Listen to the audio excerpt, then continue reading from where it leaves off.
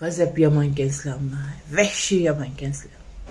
Yana bir qitim yomonliklarni isbotlab etdinglar. Men qo'limni qo'ydim, putimni qo'ydim, yaqinda ko'ttimni qo'ymoqchi. Bek resvo kensizlar, bek resvo kensizlar. Bo'ldi endi, xalq bo'ldi. Neçe milyon pul haclab, neçilik vaqtni sarf qilib, nurg'un jafo mushaqqatni beshni o'tkazib bir shirkatni qurgan odamlar yana bir shirkatning odamini motor dunyosida intayin o'ng'aysiz ahvolga tushirib qo'ydinglar. Men avval bir gap so'qilay sizlarga.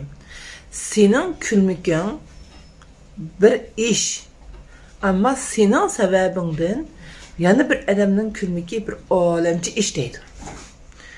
Aşta işki adamni bir hasalning sababidan o'ng'aysiz ahvolga tushirib qo'yib, qanda ufuqlar kelyapti.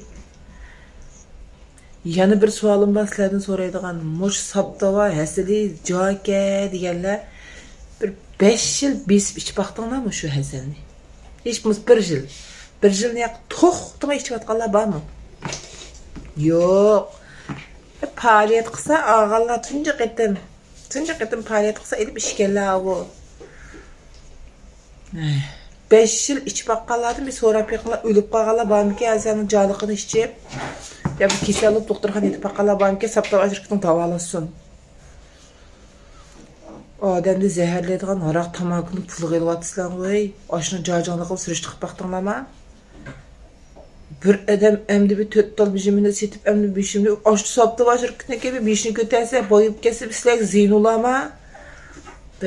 Sizlarga qilmasmi boshqa bir odamlarimizga bir yaxshilik qilib qo'ya bo'g'iydi. Bek nachar xalq ekanmiz.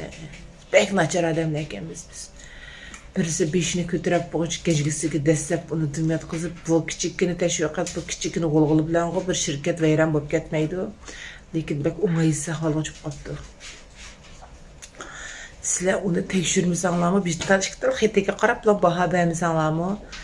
O yuqori darajadagi tekshirish o'rinlariga avatib qo'yibdi 8 kundan 15 kungacha xabarni berdi ekan.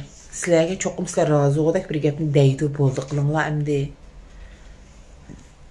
Kallanlarni o'tmaydigan yeri bo'lsa, o'zinglar bevas berib, bingsinglar bo'lsa bu to'rg'ishib sazoyinmay berib 100 dirham turib paranchib, buniki hal qilinglar ishlarni, so'rg'i chiqib sazoy qilib namadanni qo'zg'atmay, numussizkamiz, biz numussizkamiz. Shunimg'o bizning ichimizda bek ulug' ishlarni qilayotgan odam yo'q. Sab divandek yurimiz qalindadek ish plaslar. Bek nacharkamiz.